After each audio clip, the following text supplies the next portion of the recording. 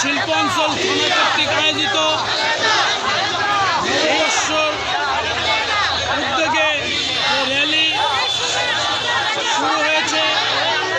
আজকে র্যালির প্রধান অতিথি হিসেবে উপস্থিত আছেন ঢাকা 12 আসনের মাটি ও মানুষের নেতা, ঢাকা মহানগর উত্তর বিএনপির সদ্য সাবেক বিপ্লবী আহ্বায়ক জনাব সাইফুল আলম নীরব ভাই সহ দেশীয় শিল্পাঞ্চল থানা, বিএনপি, যুবদল, ছাত্রদল, স্বেচ্ছাসেবক দল, মহিলা দল সহ বিভিন্ন অঙ্গ সংগঠনের নেতৃবৃন্দ সহকারে বিশাল র্যালি নিয়ে 7 রাস্তা অভিমুখে যাত্রা শুরু করেছেন জনাব সাইফুল আলম নীরব ভাই, ঢাকা 12 আসনের মাটি ও মানুষের নেতা,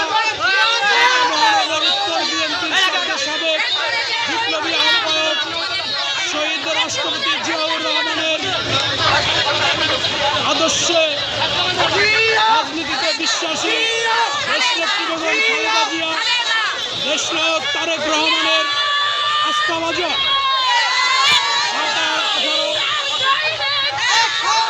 ঢাকা 12 আসনের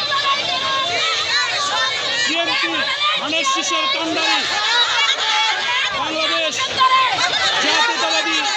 যুবদল কেন্দ্রীয় সংসদের সাবেক বিপ্লবী সভাপতি, ঢাকা 12 আসনের মাটি ও মানুষের নেতা, ঢাকা মহানগর উত্তর বিএনপির সদ্য সাবেক বিপ্লবী আহ্বায়ক, সকলের আস্থাভাজন জনাব সাইফুল আলম নীরব ভাইয়ের নেতৃত্বে নাবিস্ক মোড় থেকে 7 রাস্তা অভিমুখে পয়লা বৈশাখ উপলক্ষে যে শোভাযাত্রা শুরু হয়েছে, সেই শোভাযাত্রায় ঢাকা 12 আসনের প্রত্যেকটি অঙ্গ সংগঠনের হাজার হাজার নেতাকর্মী সহ প্রত্যেক এলাকার বিশিষ্ট বর্গজন সহ অসংখ্য সাধারণ মানুষ এই র্যালিতে অংশগ্রহণ করেছেন। এই র্যালি নাবিস্ক হয়ে 7 রাস্তা অভিমুখে রওনা করেছে। অত্যন্ত সুশৃঙ্খল সুসংবদ্ধ সাইফুল আলম নীরব ভাইয়ের নেতৃত্বে নাবিস্ক থেকে 7 রাস্তা অভিমুখে র্যালি শুরু হয়েছে। এই র্যালিতে